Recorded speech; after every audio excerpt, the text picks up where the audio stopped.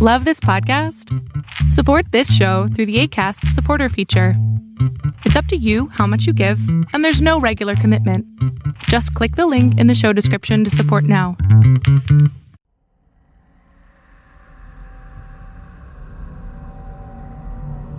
You're about to enter into a new world of knowledge, curiosities, and high strangeness. This is a podcast of Straight Up Strange Productions.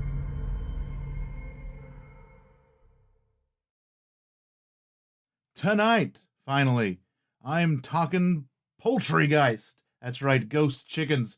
Ghost chickens from Enfield, England, and ghost chickens from Humpty Doo, Australia. All that and more on Small Town Secrets. I told you it was the same joke.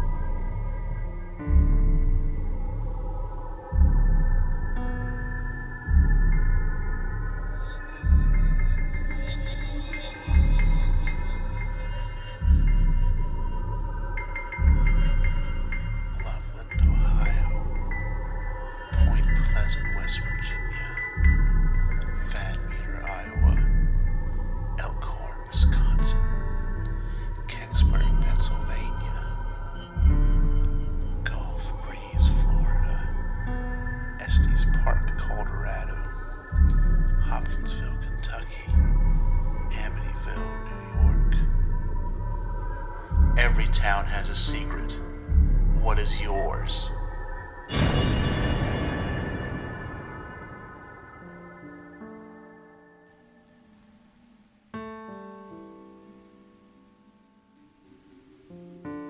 Hello, everyone, and welcome to the much-delayed episode 5.02. And let me tell you, it has been a week and a half. If I sound way louder than normal, it's because I haven't seen my glasses since Sunday.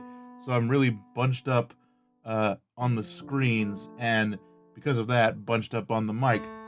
But I guess just the beginning of it. Went back to work this week. That was all fine and great. Working on new stuff, trying to get new printers up and running. That's not working so well, but we're getting there. And just, I guess I didn't foresee just how not having any type of set schedule for 7 months, being able to do whatever I could do within certain, limitations whenever I felt like it, and then all of a sudden going back to like a 9 to 5, 8 to 4 schedule, how much it was just going to exhaust the hell out of me. So I worked as hard as I could. It was going back to work. It was, re-entering the civilized world. It was all of that, and then having to research a show on top of that, and then having to read a book for said show, which isn't that bad normally, but the thing about it is when I do books for the show, I can't just read the book cover to cover. I gotta read the book, I gotta highlight stuff, I gotta take notes on the book, so it really slows down. It can take, especially when the book is a little bit of a slog to get through. I'm not reading some, thrilling adventure. And sometimes they are very good, and sometimes they are very informational, but it's usually either they're really good or they're really informational, and they never really meet in the middle. So, all that on top, trying sometimes to read a 270-page book and take notes on it and stuff can take a little bit. So it slowed me down, work slowed me down, just being exhausted coming home, which is weird because I kind of sit at a computer for at least half the day and then just yell at printers for the other half of the day. But reading a book, and then I was like, you know what? I'm just going to delay it by a day. I am going to cram that Friday. I'll get all of my outline done. I'll finish reading This House is Haunted by Guy Playfair. I'll finish reading that, and then I'll look into Humpty Doo and get all that done. And I tried, and I just couldn't do it. I was so tired. I had not even 2 cups of Death Wish coffee could do it, could do anything. And it was like 12:30, 1 o'clock, and I was still sitting there, reading stuff about Humpty Doo. And I was just like, I can't do this. I have to go to bed. So then I was like, I know, I'm off Wednesday. I'm off Thursday and Friday. I'll do it Wednesday night.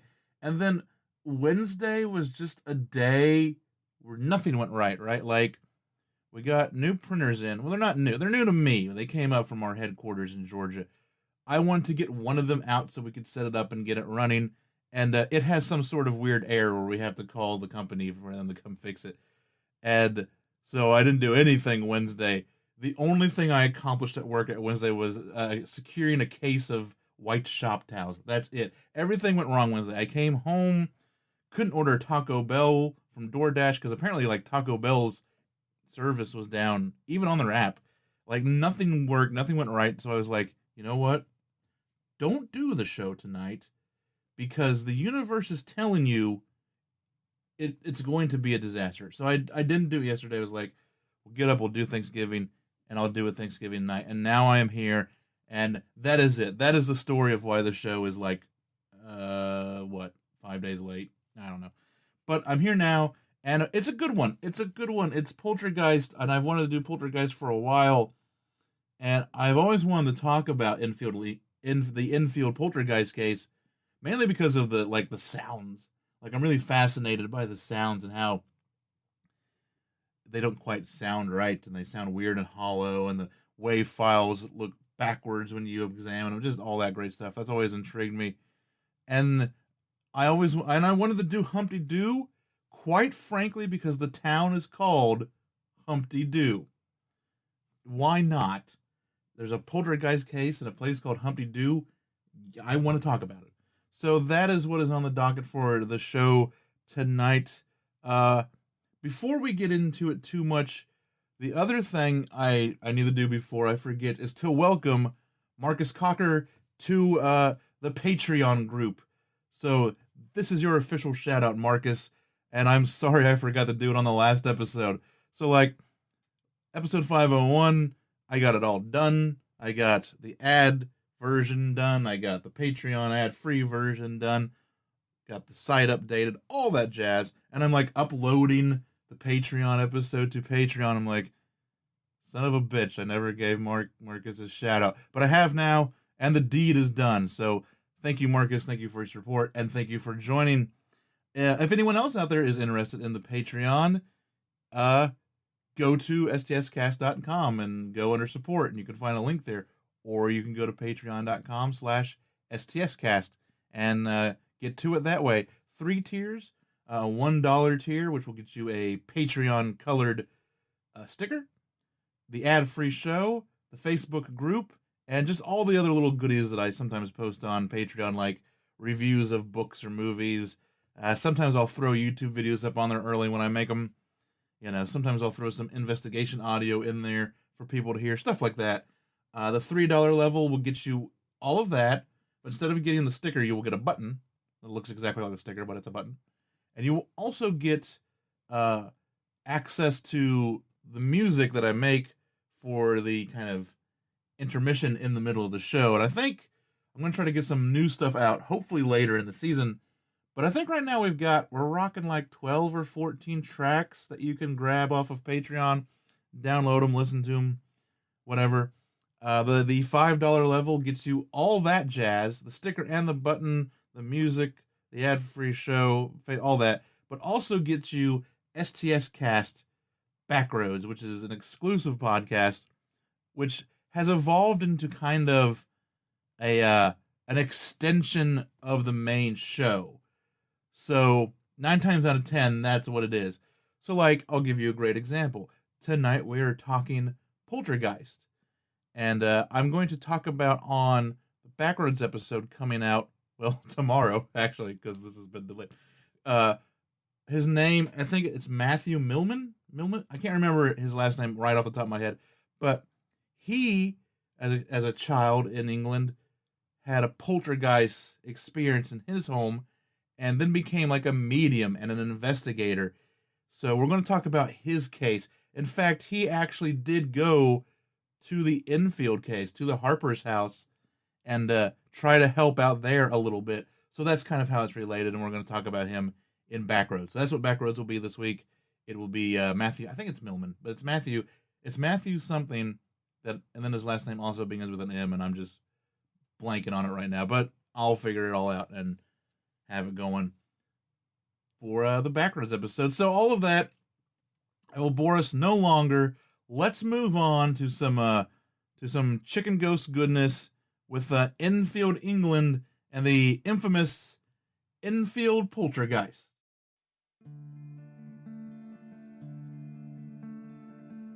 Hi there, I'm Oz from the Oddball Aussie podcast. Do you enjoy hearing about ufology, the paranormal, cryptids, and anything else that's strange or unknown? If so, then my show might just be for you. Join me for a different topic once a week and a midweek show that's all about listeners' true stories. Follow me on Twitter @AussieOddball or email me at theoddballaussie@hotmail.com. Hope you enjoy the show and stay safe out there in the weird.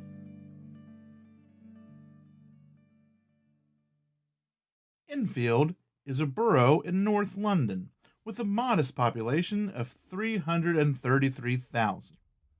In 1977, something would transpire at the small council house at 284 Green Street. A haunting? A poltergeist? Maybe a little bit of both. Whatever you want to call it, books have been written, movies have been made. This is the story of the Enfield poltergeist. It started in the late evening of August 31st, 1977. Peggy Hodgson, and I want to point out something real quick.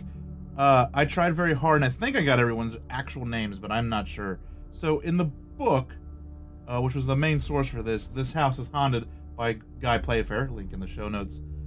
He changed names slightly. He changed last names. So in the book, they weren't the Hodgsons, they were the Harpers. And I think that's kind of all he did, at least for the families, he changed their names. So I know I've already done it. In the intro, I called them the Harpers. So if I say Harper by accident and I don't catch it, and you hear it, Harper means Hodgsons. I'm going to try to say Hodgson. I have Hodgsons in my notes, but I have Harper in my head because I read the book. Peggy Hodgson, a divorced mother of 4 children, was awoken by her youngest daughter, Janet.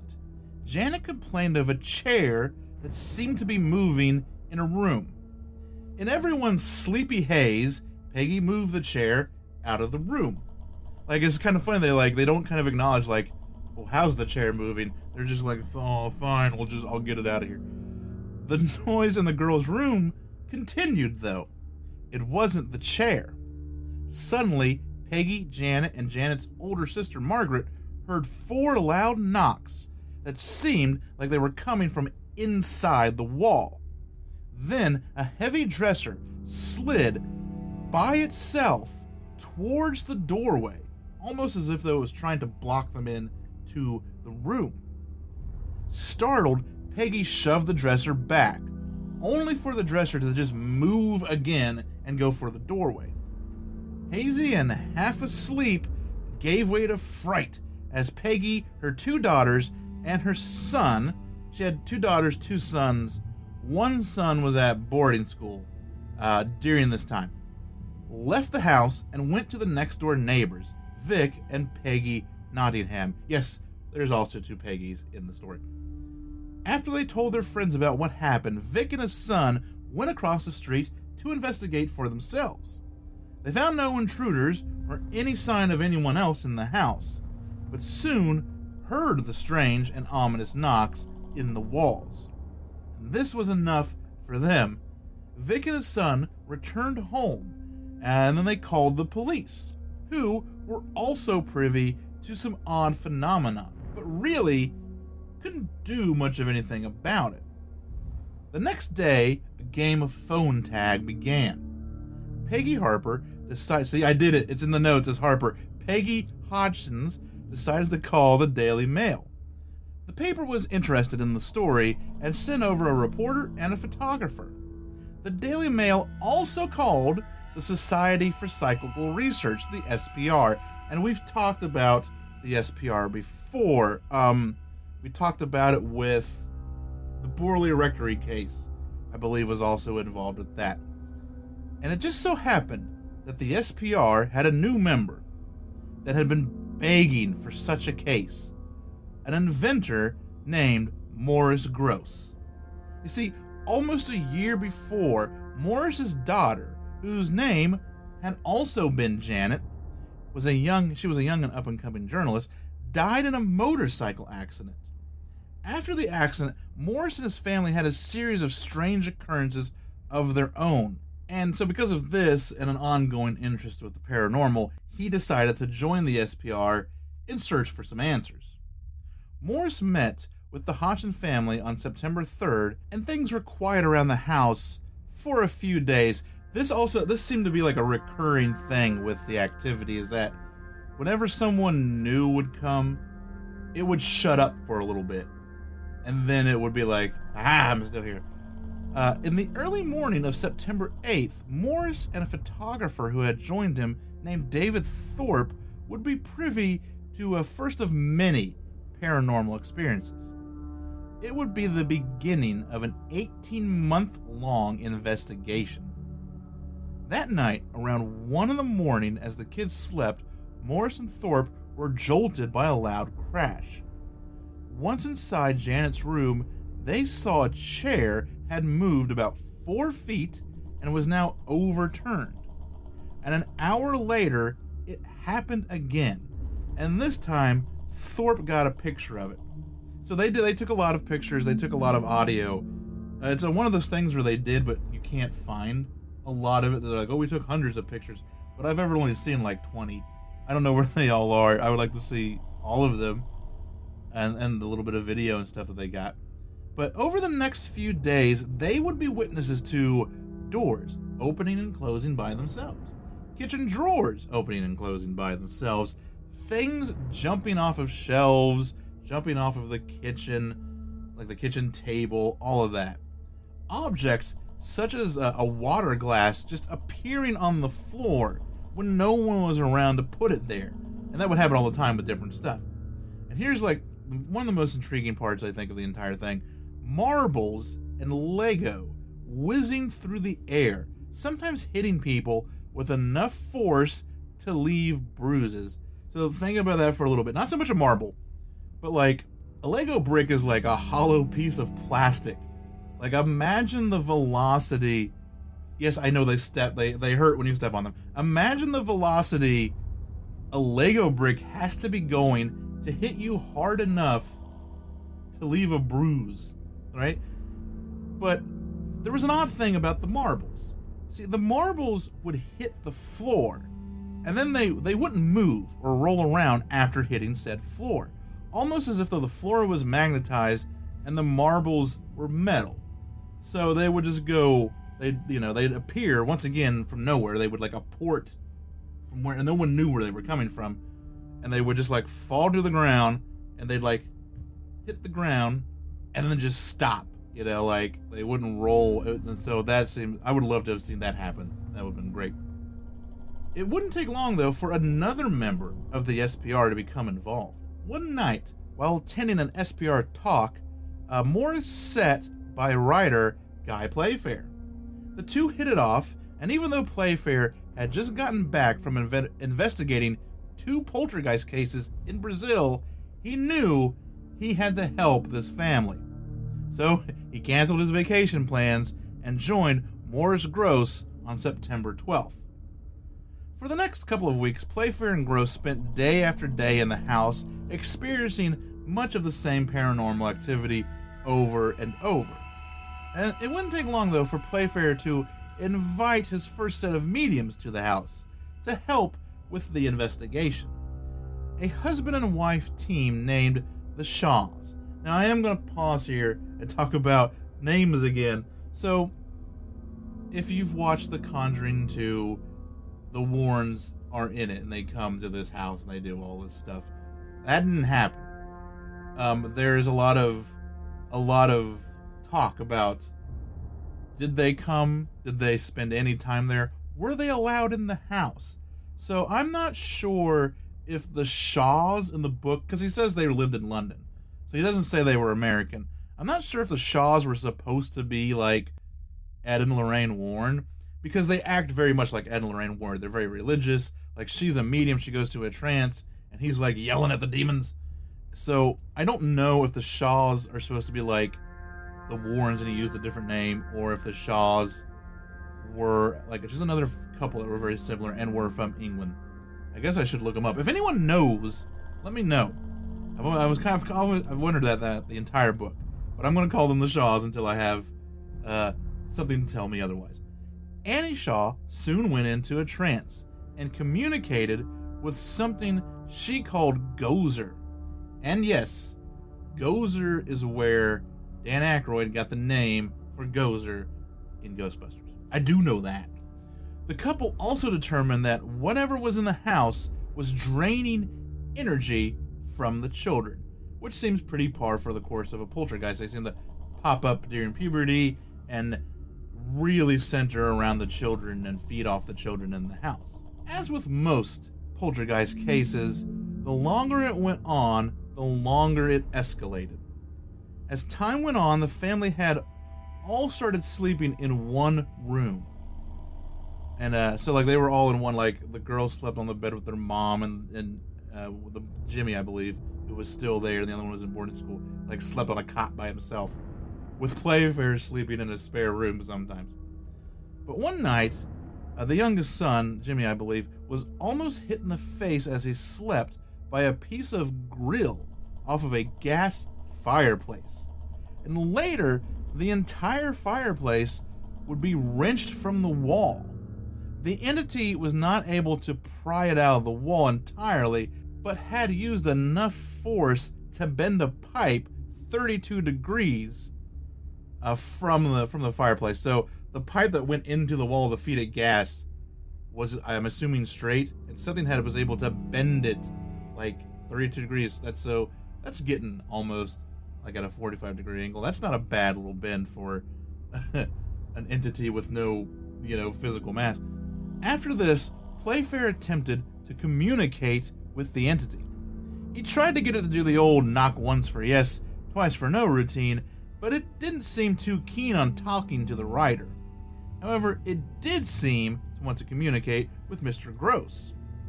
From these knocking communications, they were able to ascertain a few things about the entity that they were dealing with. The entity had died in the house. It had lived in the house for 53 years. They knew this because when they asked how many, it knocked 53 times. And it seemed to like to play games. So like it was a poltergeist. It would mess with them. It would tell them things. It would do things. Things would whiz past their head. They get hit with Legos. They get hit with marbles. They'd go into the kitchen. A bunch of stuff would just be, arranged on the floor. And it gets a little bit more involved going on. Communication came in other forms as well. Playfair had taught Peggy how to do automatic writing. So like Playfair and Gross were very much from the beginning of this were like, in order for them to not be as frightened, we need to make them investigators too. Like they have to take part in this process so that they hopefully will come to some sort of understanding of what they're trying to accomplish, and that seemed to help a lot, actually. And one day, she got results. I will stay in this house. Do not read this to anyone, or I will retaliate. That was something that she had written in automatic writing. But in fact, one day Peggy did let it slip that the entity had written a note, and the entity let her know about it. I believe later she found it wasn't an automatic written note. It was just a note about like, hey, don't do it again. And it was like on the fridge. and they were never able to ascertain who or what had written this kind of rebuttal note to her about this whole incident. Then after that, it began to speak. It started with short, sharp barks, a deep voice that came from Janet. It went from barks to single words such as doctor and gross, and eventually the gruff voice was forming full sentences. It got to the point where it would talk so much that if Janet were doing it, her vocal cords would have been run ragged. So there's a lot of talk about, did the girls just fake all of this stuff? And I think the main consensus is they probably faked some things. Very simple things. They probably threw a marble or two. They probably read a note and put it on the refrigerator. But there's just some stuff that they couldn't fake. Like, in the book, I didn't put this in my notes, but I remember they had Janet looked at, and the doctor was like, she couldn't make this with her vocal cords. A, it's coming from her diaphragm, and B, if she'd been doing this voice for more than a couple minutes, like she'd be hoarse right now. She wouldn't be able to talk. So the voice was like a big deal. And it would also, the more and more they engaged with it, like I said, the more it would grow and become. It started with a couple of words. Then it was forming full sentences, but it wouldn't talk if someone else were in the room that Janet was in. But then eventually, it didn't care. Like, there is video, and I think you can find it on YouTube if you do some searches, of her talking with this weird voice. And it's very Danny Torrance, when he gets that funny little face, and it's very much like that. The gruff voice was very crude and rude and rarely had anything good to say. Most of the time, it would be Janet that would do the talking, but later, Margaret would also manifest the voice. As the fall of 77 went on, the family, Playfair, and Gross continued to witness and document strange happening. Things flying through the air, furniture being thrown and tumbled around the house almost constantly, and people being thrown out of furniture all the time. And objects, on occasion, seem to have passed through solid matter. Then, in December, one of the most intriguing things happened. Everyone was alerted to Janet one night while she was upstairs in her bedroom.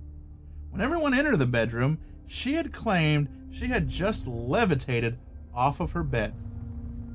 Intrigued, Janet was given a red marker and asked that if it happened again, she should draw a red circle on the wall to prove it, because she couldn't just jump up there and get it. Well, it did happen again, but this one, it was a little bit different. Janet was not taken towards the ceiling, but instead she went through the wall into the next door neighbor's home.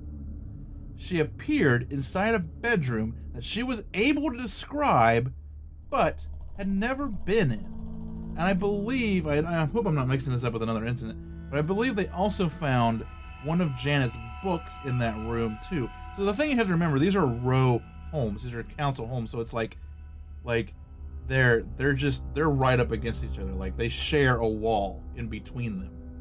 So the next door neighbors are literally the next wall over, not a whole, and probably not the most soundproof either.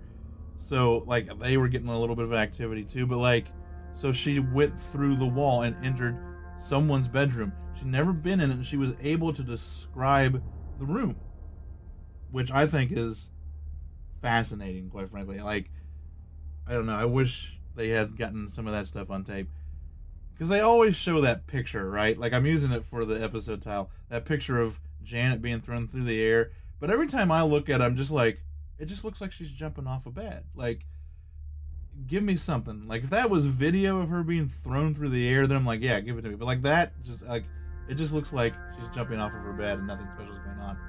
I'm not trying to take it down. I've just never dug that picture. I think the marbles and the audio and all that jazz, the matches that the cases that the matches are in catch fire, but the matches don't. I think that picture is a little more interesting. I mean, yeah, I guess you could just throw some new matches in an old matchbox, but I think there are better, like I said, I think there's better evidence that is out there than what they always try to show for this. I'm done with that little diatribe and that little rant. As 77 turned into 78, the haunting continued, and little could be done to stop it.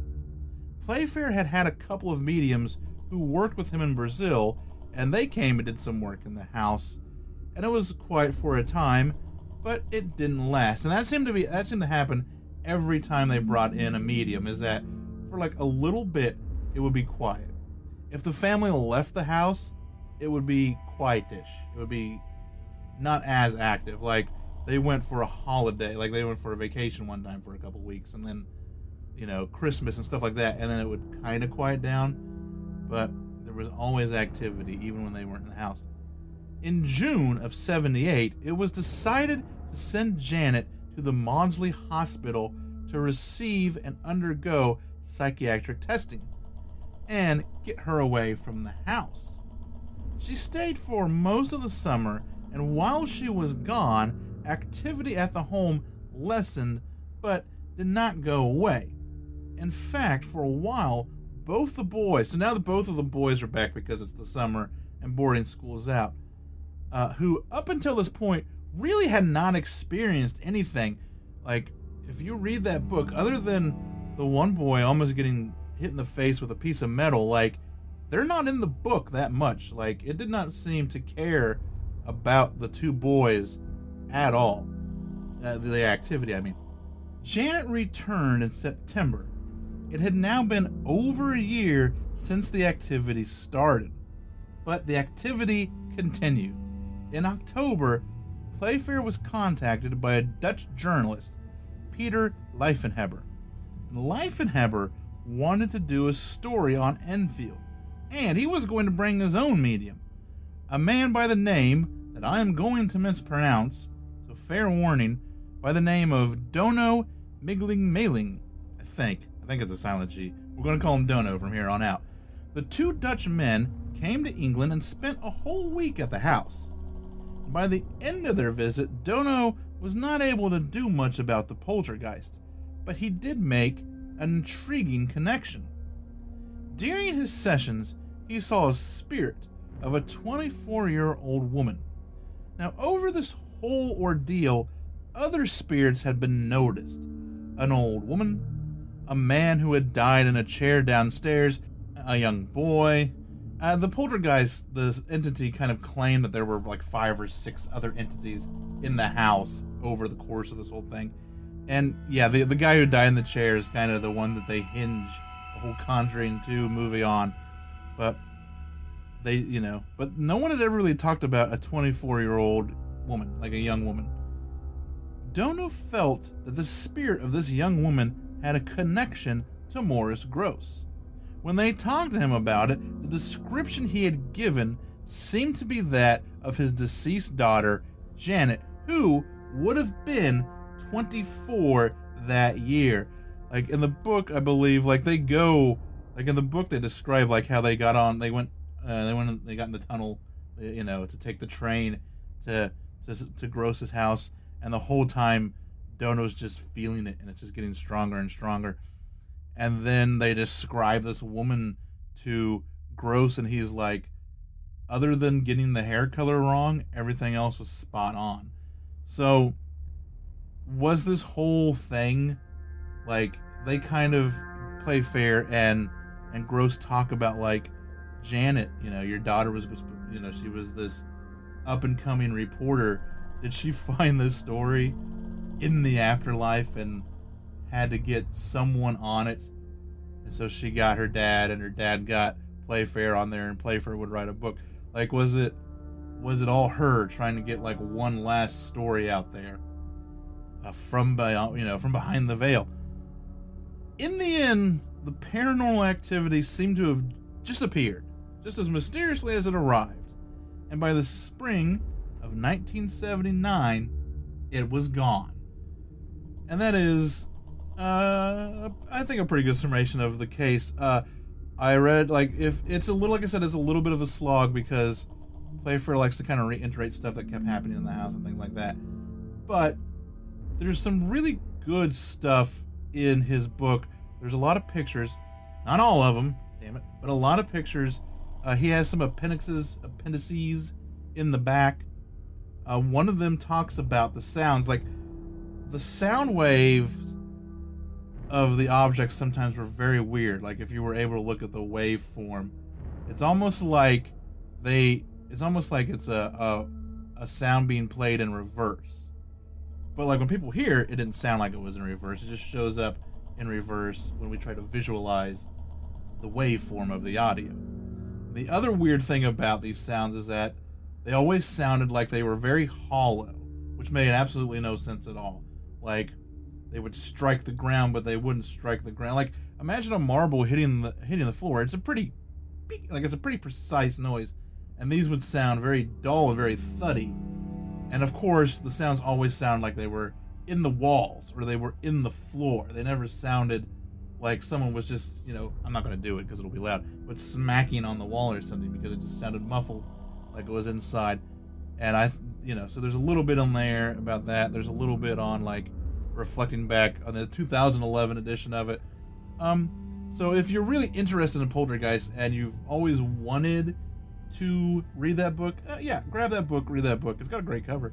I think if you're just going to sit down and read it and not take notes on it for a podcast, it probably flows a little better. But trying to like take notes and just like the whole middle of the book, I didn't have one highlighted section. It was the beginning and kind of a little bit in the middle, and then like the end where there's a lot of stuff. But if you're interested in the subject and you have not, it's one of those books where you just haven't gotten around to it yet. Yeah, go ahead and grab it and give it a read. It's not bad. But there's another one. It's in the town of Humpty Doo, and that is in Australia. So we're going to talk about that just here in a little bit after this boom.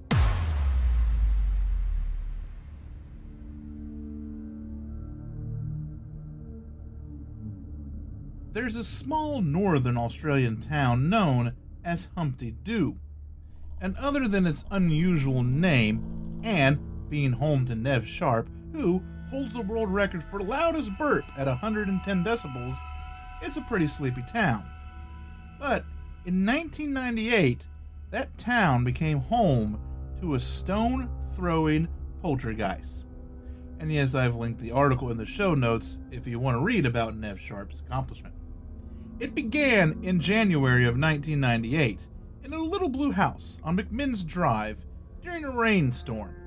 That night, 5 people sat on the back porch watching the rain. Andrew and Christy Aegeus, who were the owners of the home, as well as David Clark and his girlfriend Jill Somerville, who lived there, and a mutual friend, Doug Murphy, who also lived there. So those 5 people and the Aegeus' children, who lived there as well, but they were in bed. As the storm raged, the house began to be pelted with stones, with pebbles.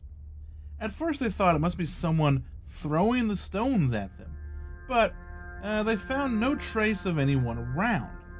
And not only were the stones being thrown, apparently from their gravel driveway, but many seemed to somehow have materialized inside the house and were all over the place. Later that night, other objects such as batteries and knives flew around the house. Days later, the activity increased. Windows were destroyed. Glass inside of cabinets was broken. Furniture was overturned. And I believe even like a CD player got damaged and broken from all of this. They then started hearing a scratching sound. Much like the knocks heard at Enfield, the scratching seemed to be coming from inside the walls of the house. And after several days of activity, the residents of the house did the only thing they could think to do: call in a couple of priests.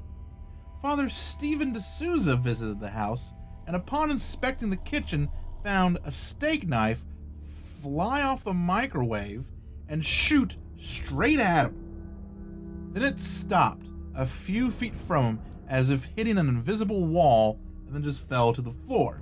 This was nothing new to Father D'Souza, and in his experience, there wasn't much that could be done. Poltergeists seemed to just come and go as they please. And then another Priest Father Tom English also had a few run-ins inside of the Humpty Doo house. He had a crucifix flung at him for his troubles. After the priest came the investigators, Paul Cropper and Tom Healy. They came to investigate the activity and ended up spending 4 days at the little house. By this time, it was April, and the poltergeist activity had been going on for almost 4 months. At first, the Aegeises and their friends, who, like I said, all lived in the house, were wary that Cropper and Healy may be the press. They had grown very tired of the press, who mostly lambasted them as liars and storytellers. It took some convincing, but eventually the two investigators were allowed access to the home. Healy and Cropper witnessed some very intriguing things while staying at the house. Healy and Cropper were sitting at a table in the living room with Andrew and Christy Aegeus, and they were all talking, when Andrew watched as a bullet casing appeared out of thin air over Healy's shoulder and then softly fell onto his knee before bouncing onto the floor. Because Healy describes it, he has like a blog, and I linked his blog about this. It was kind of like a, Humpty Doo poltergeist 20 years later sort of thing. And he said something about how, like, when that thing hit his knee, it wasn't like it just dropped and gravity took over. It was as if though something was kind of letting it go a little slow, and it didn't hit with what he thought it would hit with, like the force.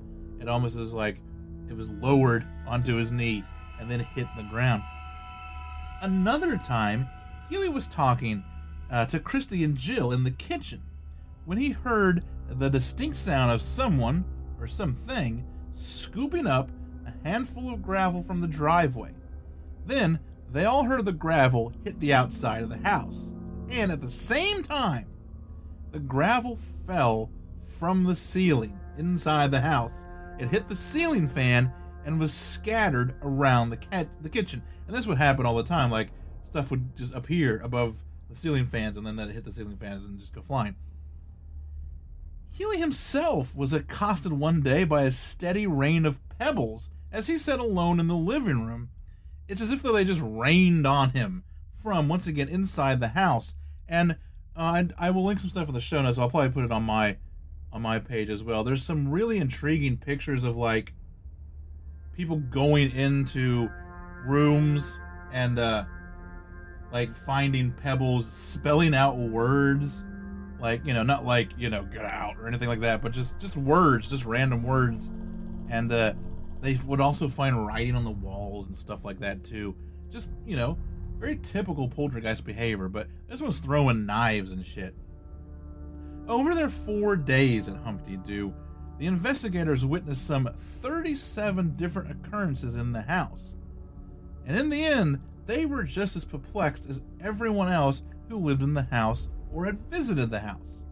And I want to go back to the media. So, like, one TV station did try very hard to debunk the throwing of objects by using a thermal camera to try and catch hand impressions on the objects being thrown. So they thought they could go in there, something would be thrown, they'd point that thermal camera at it, and they would see, like, the lines of someone's fingers, or the little blobs of fingerprints while there was still heat.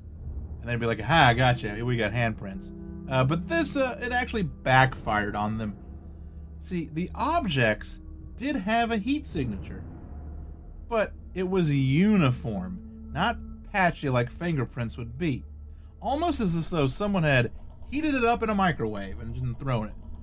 So it was just very even. Like, on the blog that I mentioned, there is some video, some pictures of it showing, like, here's some glass that was flung in the house, like a sharp piece of pointy broken glass, and they just watch it as it's all red and then uniformly cools down, and they're just like, I don't know, I have no idea. So in fact, and this is it's on that website, there's a video of it, there is a film of a bullet casing that seems to shoot down, no pun intended, from the ceiling, bounce off of some furniture, and land on the floor. And all of this happened while the thermal cameraman was in the house. So this isn't caught on the thermal camera. This is caught on a regular camera. He's like in the kitchen or something. But you can hear him on the video, like, what? You know, he makes a noise. He knows it happened. So that was all caught on tape. And when he points his thermal camera at that bullet casing, it's warm completely. It's red across the whole object. Like, this is 1998, so this isn't like a FLIR camera. This is like, their camera's like, listen, if it's warm, it's red. If it's not warm, like if it's below a certain temperature, it's blue. So it's not as sophisticated of like different temperatures. It just kind of shows you a red or blue. So after about 4 months of just, I mean, really scary activity, I mean, you know, not only is it knives being flung, and I mean, after a while, I feel like getting pelted with pebbles from the driveway would start to wear on you. But after 4 months, it all just went away. Yeah. In the end, the Humpty Doo case just sort of stopped, much like the Enfield case did, and much like many other poltergeist cases seem to do. It's almost as if it's a massive bomb, right, of paranormal energy that is just suddenly, and it burns itself off and then eventually burns itself out. Sort of a paranormal Big Bang, if you will. And that's what these poltergeist cases always seem to me to be like. It's like, you know, you've got a haunting somewhere that has a steady stream of energy that allows stuff to manifest, right? And it could go on for hundreds of years, or maybe never stop. And then you have poltergeist stuff, which just seems to be like one day there's nothing, and then the next day it's just an explosion, an atomic bomb of energy and activity, and then eventually it just runs out of this energy, and then it's just gone. And that's what I think, and that's what intrigues me most about poltergeist cases. I'm gonna have to find a couple of good books to just outline different ones and really read up on some. I tweeted, you know what? Actually, it's very funny. I tweeted out a while back. I don't know if you're ready for this. I'm 37 years old, and I've had one nightmare my entire life, like when I was 8 or 9. And I believe I either had it after watching Terror Vision, which is a terrible movie, but when you're 8, you know, there's some weird stuff in it that might be kind of scary. But I think I actually had this nightmare after a babysitter was watching like an Unsolved Mysteries or something, a documentary type of, you know, television series about poltergeist. And like I said, I've had one nightmare my entire life, and I had another one like a couple nights ago. So now I've had 2 in 37 years. That just seemed like a weird kind of coincidence. I never really sat down and thought about like, oh yeah, there was that. See, I remember them watching something about poltergeist. It was probably about Enfield, and I just don't remember. But there you go. There's a small town secret segment for you. But that is the story of Humpty Doo. Not as long, not as involved, but I just love some of the stuff that they get from it. Go to that blog site. They've got the whole video of that dude with his thermal camera, and then that bullet casing just smack on the floor. And then there are a couple of audio files of like radio interviews that they did, and like they're just talking, and then all of a sudden a spanner, aka a wrench, a crescent wrench, hits like a cabinet door or something, and makes this huge, just loud bang. Some great resources, a great article on this to check out. I highly encourage. And those guys wrote a book too. I didn't get a chance to read it for this, but they did write a book about it, and I'll link it in the show notes if anyone checks it out. But that's the story of, like I said, of Humpty Doo. That is the story of the famous Enfield poltergeist. And here we are at the middle-ish of the show. I'm going to play some music. I'm not sure which one it'll be yet. I will choose in a second, and then we'll come back, and we've got some local news to talk of.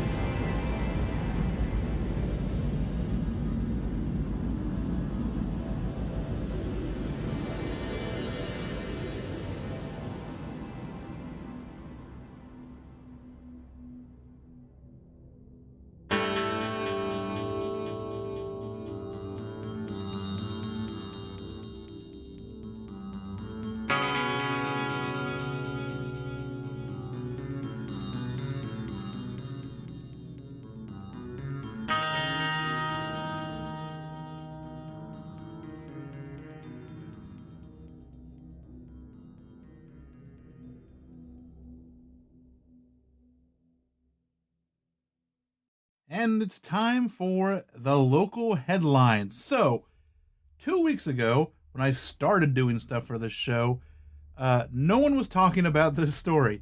And now, because it's taken me so long to get around to doing this show, everyone is talking about this story. So not only do I have one of the original reportings on it, but I now also have kind of a follow-up, and I think about some Redditors maybe figuring out what's going on. So, first one is from the local Fox affiliate out there in Utah, fox13now.com. This is written by Jeff Tavis, and the headline reads, "We're not alone. Mysterious object found in Utah during sheep count." Utah. Not since a monolith was found on the surface of the moon in Stanley Kubrick's 2001 A Space Odyssey has a mystery object confounded the greatest minds of our generation. Or maybe not.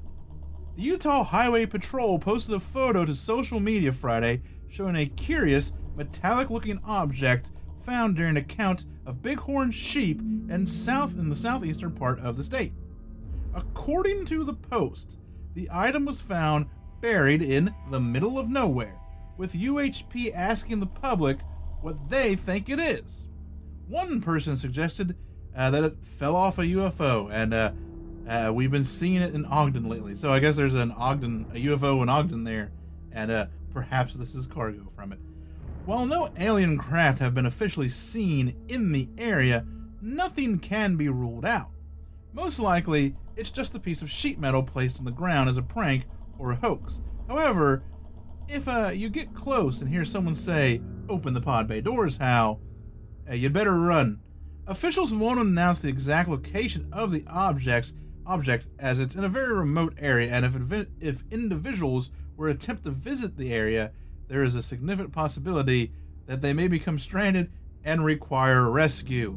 And after reading that, I know that Greg and Dan and Newkirk are out in like the Salt Flats, so they're out in that area.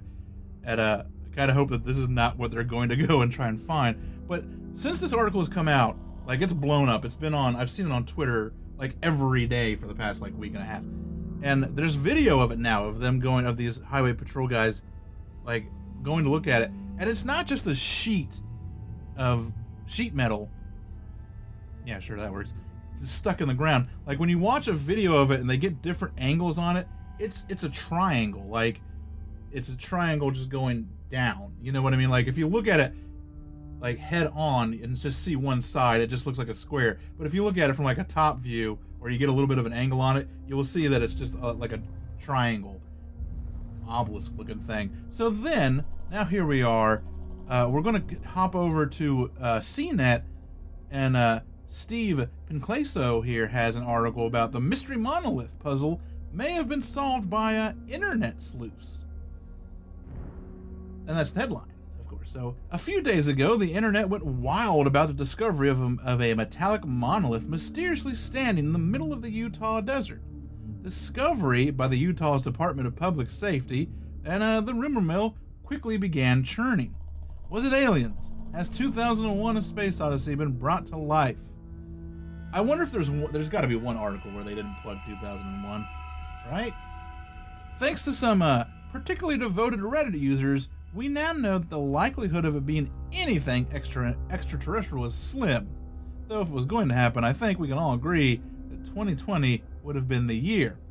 The Redditors were able to isolate the monolith's approximate location, tracking the flight paths of Utah's public safety helicopters in order to triangulate a rough area near Canyonlands National Park and the Colorado River. Once the approximate location was narrowed down, the internet sleuths took to Google Earth to isolate the coordinates and figure out when the monolith first appeared. Historical imaging data reflected that the monolith arrived sometime between August 2015 and October of 2016, leaving open a fairly significant gap. Roughly around the time that the epic sci-fi drama Westworld was filming in a nearby location. So the best bet at the moment is that someone on the crew either didn't pack up properly or even use the metal to play a long-term Kubrick-inspired prank on the world. The location has also been used in a number of other TV shows and movies, from more recent films like 127 Hours and Mission Impossible 2, stretching all the way back to classic westerns in the 1940s and 1960s, though the chances that the westerns left behind a 10 to 12 foot metal monolith is about unlikely as the alien scenario. Authorities ask that people don't seek out the monolith themselves, as they may well become stranded in the desert and need to be rescued. Don't go looking for it. And this last one is a little special, actually, and it's going to trigger. I'm going to go to my soapbox for a little bit, but I'll go through the article first. This is from the Inverness Courier. .co.uk, written by Ian Duncan. The headline reads, "Contents of mystery box buried at Boleskine House revealed." Okay, here we go. The contents of a mysterious carved wooden box, possibly buried at the notorious Boleskine House, have been revealed. The item was bought in an online auction by Rick Spencer, who is 41 and from Grimsby, and it was sealed shut with melted wax. There was also wax which had dribbled onto the lid. The sailor claimed that it had been found beneath the floorboards of the infamous Loch Ness property after the 2015 blaze. This is the house that was previously owned by occultist Aleister Crowley and Led Zeppelin guitarist Jimmy Page. It was thought to have black magic connections, and Mr. Spencer took the precaution of surrounding it with a circle of salt before he opened it. I put salt around it, and I was dead shaky, he said. Once the lid was lifted, he discovered it contained a doll, coins, vegetation, and an illustration which seemed oddly familiar. If you look at the pictures of said illustration, it's the guy from the Sinister movies. You can see where I'm... After doing some research, Mr. Spencer realized the image was very similar. I guess I should have just read the whole article. From the film Sinister, which was released in 2012, meaning it did not have any connection with Crowley.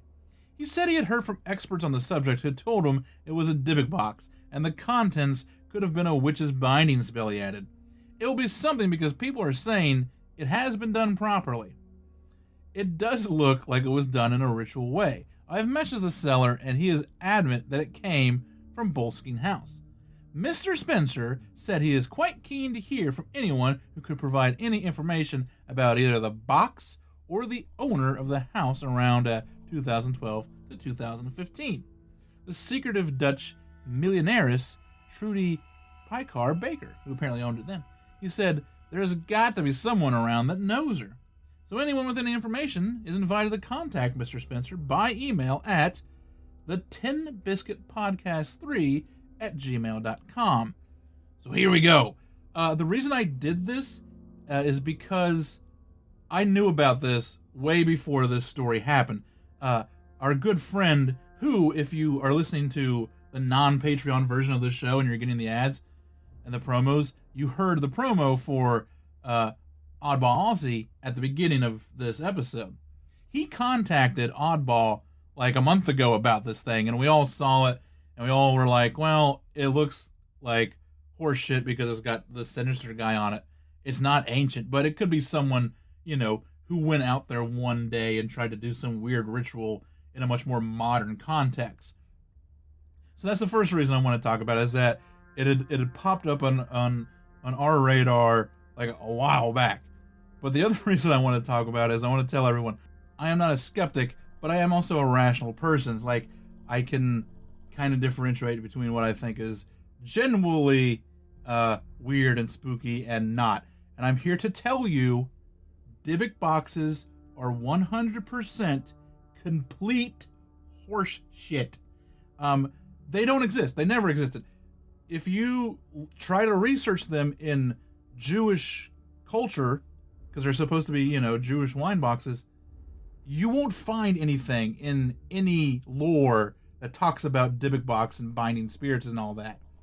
You won't hear of a Dybbuk box in Jewish culture, pop culture, anything like that until 2005, 2006, when that story came out that brought Dybbuk box to everyone. The term Dybbuk box to the lexicon. That's better. The lexicon of pop culture.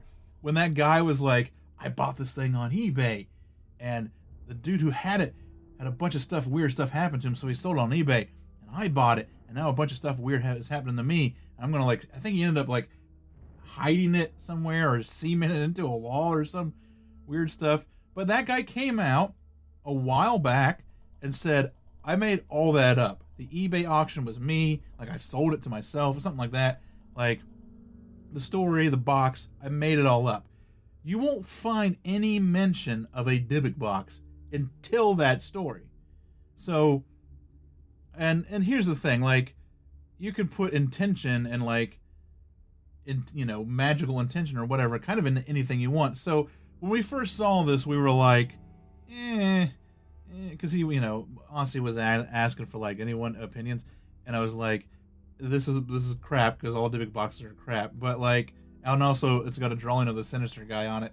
But I said the only legitimate thing I can think of is that somebody thinks that they're doing something and has gone out to Boleskine House and has tried to do something with this box. That's I don't think it may not be a quote unquote Dybbuk box, but maybe someone was attempting to put some sort of intent towards it. But no, I think that this guy, like so many others, just bought a badly carved wine box off of eBay and paid a lot of money for it, and now is trying to get some press and hoping that he can get something for his investment. So yeah, no, Dybbuk boxes are horseshit. Don't buy Dybbuk boxes off of the internet, please. And that's it. That has been this edition of Local Headlines. And I have some more tales from Reddit in Your Small Town Secrets here to read after the boom.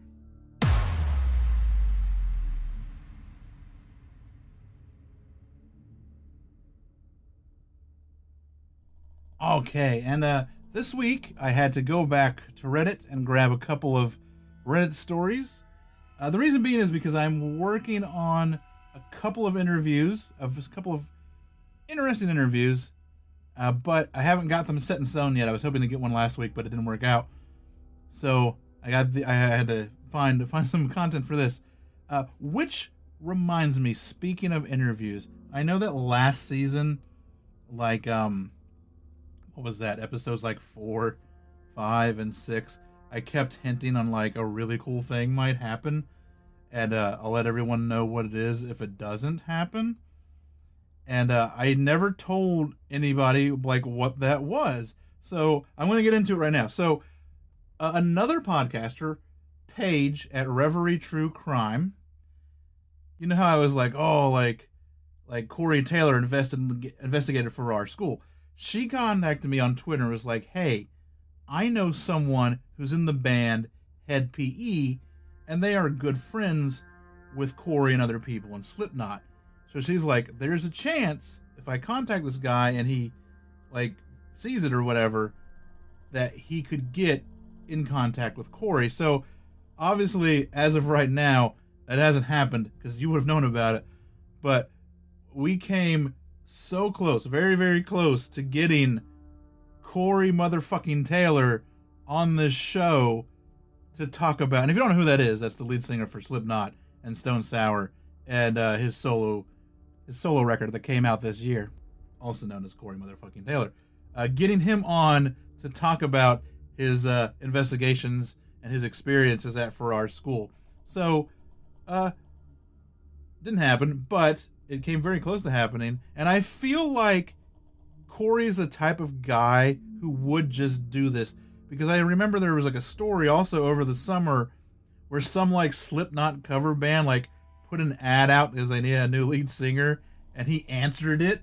I don't know if he ever went and sang with anybody, but he did. He was like, I'll do it. So I feel like it was completely in the realm of possibility. So I'll keep everyone abreast. Who knows? It may, once albums died down and tours died down and people get around to checking their Facebook messages, it still may happen. But I just wanted to let everyone know that's what was going on. But tonight, I've got a couple of little Reddit stories. This first one, I have to click around and find it because I have lost it, is from user Colebug88, and this is just a nice little story about something staring at you through their window. Okay, so I live out in the country, so there's bound to be some type of animal outside every now and then, but none like this. It all started about 3 days ago, actually. I sleep with my window open, but it has a screen on it. So it was around 11:30 p.m. I'm sure of that, and it wasn't windy. But my office chair that I used decided to turn 90 degrees and stop. More moving furniture. I was sort of creeped out, but I just called my chair a creepy bastard for some reason. Well, then I heard something moving outside in the trees about 50 yards away. I originally thought it was a coyote, a rabbit, or something like that. I looked out and couldn't see anything because it was 11:30 p.m. So I grabbed a flashlight off my nightstand and aimed it out there and turned it on. Nothing. Well, that was the case until I aimed the flashlight to the left and up, and maybe 9 feet off the ground was this thing. I don't know how to describe it. It was like a naked guy or something. It didn't look human though. So some uncanny valley stuff going on, it sounds like. I really don't know how to explain it. It just looked like a naked homeless guy, but something was off about his face and arms. Its arms were skinny as hell. But once it could sense light was shining on it, its eyes reflected off green, and it jumped down and ran off into a field next to my house. I was tired as hell, and I just thought, what the fuck, I'm going to sleep. And that's exactly what I did. Up to now, my chair had been rolling around on its own, turning 90 degrees to face right at me.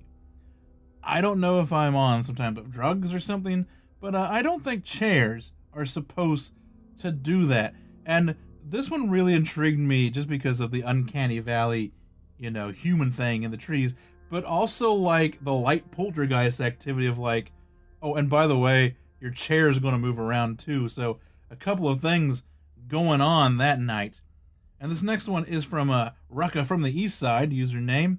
And this is about a ghost cat, a couple of ghost cats. We've never had any like ghost pet stories on the show. So when I saw this, I was like, I got to ask to use this one. And they let me use it. This happened several years ago, but I think about it frequently, and I was wondering if anyone else had been visited by their pets after their passing. I used to have 2 black cats. They were brother and sister, and I had both of them since they were kittens. The female passed away when she was about 8 years old. There is a little crawl space accessible only through a closet door in the lowest level of my house. About a week after her passing, I heard a cat meowing from that crawl space. It wasn't unusual to find my cats down there from time to time. I opened the door and saw a black cat and assumed it was my other, still alive, male black cat, so I called the male cat's name. Someone from upstairs must have heard me and said the other cat was on the couch with them and had been there for a while. When I looked back in the crawl space, the other black cat was gone, and I knew for a fact it never walked past me. It's the only way out. A few years later, the male cat passed. I had no other pets in the house. Several months after he passed, I was home alone, asleep. My kids were at their dad's. I was laying in bed, but I was awoken by a very distinct sound and feel of my cat hopping into my bed and walking around. At first, I just laid there confused. Then when I realized what was happening, I laid there a little longer enjoying his presence, but eventually got curious enough to turn on the light and feel around on the bed. Nothing was there.